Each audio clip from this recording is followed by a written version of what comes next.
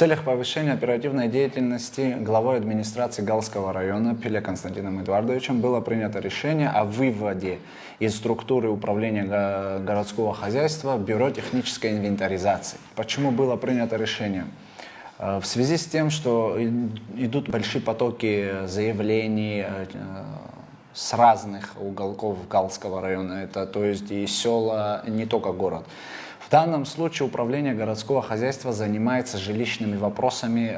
Помимо жилищных вопросов, конечно, у них спектр задач, но что касается бюро технической инвентаризации, то оно сужено в черте города.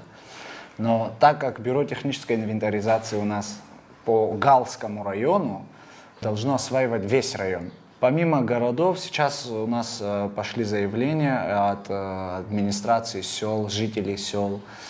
Люди, как говорится, развиваются, кто-то меняет категорию земельных участков, кто-то покупает, кто-то продает, свои домовладения имеются в виду. И, естественно, в бюро технической инвентаризации должны вноситься изменения. В связи с наплывом потока данных заявлений было принято решение, чтобы бюро технической инвентаризации занималось всем районом. Вообще, регламентировано, что БТИ должно охватывать весь район, то есть единственное в Галском районе, если мне не изменяет память, было такое исключение, мы ввели в структуру управления городского хозяйства, дабы объединить весь спектр работы, так как в городе было намного больше заявлений и с сел мало обращений происходило, и в связи с этим было принято решение объединить на тот момент, на тот промежуток времени. Но сегодня время не стоит на месте,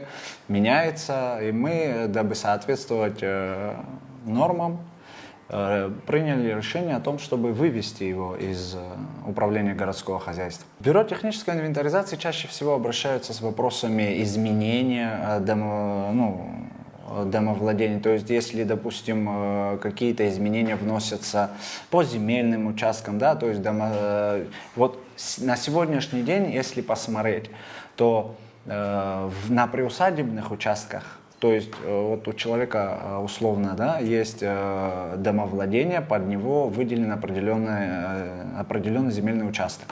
Ну, допустим, это там 200 соток. 300 соток. Да? Часть этой земли он начинает использовать под коммерцию. Открывает какие-нибудь условно, да, то есть опять же с разрешения, конечно же, администрации, всех остальных органов, которые непосредственное отношение к этому имеют.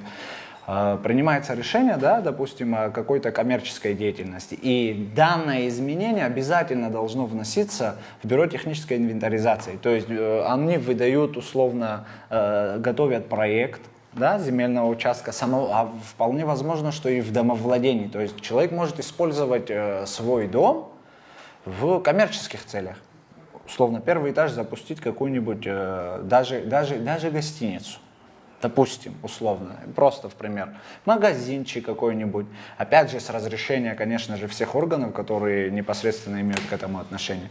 Но если есть такое, то обязательно подобное изменение должно вноситься как в БТИ, то есть потом они начинают менять категории земельных участков, менять проектировку домовладения, да, ну, очень много вопросов, связанных с БТИ, которые сейчас стали очень актуальны, потому что в то же время и сами домовладения, то есть они ветхие, кто-то часть дома, кто-то вообще полностью дом снес так, как оно уже обветшало и хочет построить, условно говоря, другой проект имеется. Все изменения любого характера, которые вносятся в человеком, да, гражданином в своем домовладении, это все меняется через БТИ. По прохождению, конечно же, и согласованию всех остальных органов, но конечный документ, естественно, получает ту же домовую книгу, выдается в БТИ, купля-продажа, изменения хозяина и так далее. То есть очень большой объем, который должен выполнять БТИ, и на сегодняшний день есть целесообразность, и для оперативного улучшения данной работы по всему району было принято решение его вывести из структуры УГХ, так как спектр его работы расширился.